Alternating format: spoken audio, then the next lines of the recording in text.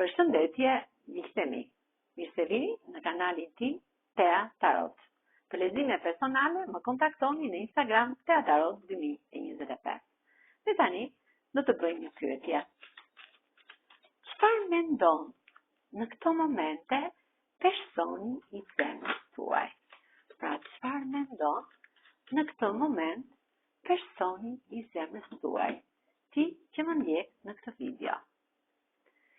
Jeni një person shumë human, një person i mbushur me dashuri shpirtërore, me paqe, me qetësi, që gjithmonë ndihmoni njerëzit në nevojë.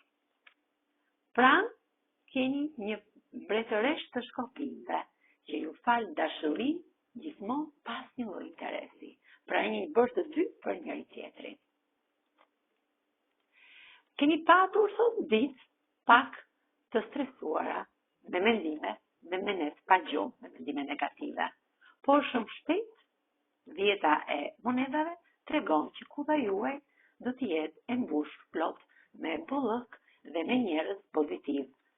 Mbretëresha e monedave tregon që ju do të zhyteni në një bollëk financiar, në një bollëk shpirtëror dhe keni në dorë dritën e universit.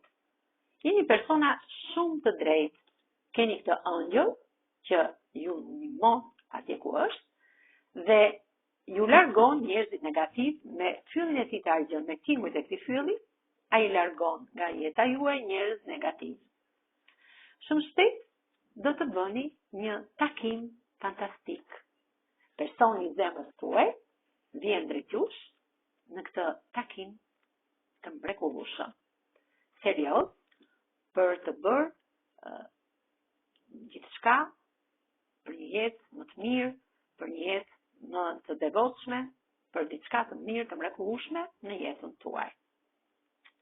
Pjesën e monedave, ai e ka si primare gjithmonë në jetën e tij, punon fort, nuk kënaqet kurrë, do gjithmonë që të ketë bollëk në jetën e tij dhe letra e dashurisë tregon që ju jeni fort të dashuruar me njëri tjetrin. Gjithmonë personi i zemrës mendon për ju, gjithmonë gjëra pozitive, si të jetë gjithmonë pranë jush dhe të keni një jetë të lumtur dhe të begatë.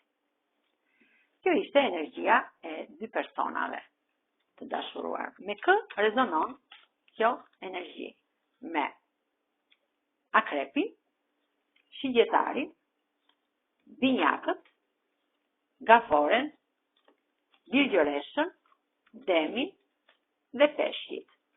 Kurse me gërmën e parë të emrit mund të rezonoj me G, Z, J, Dh, N, V, A, H, E,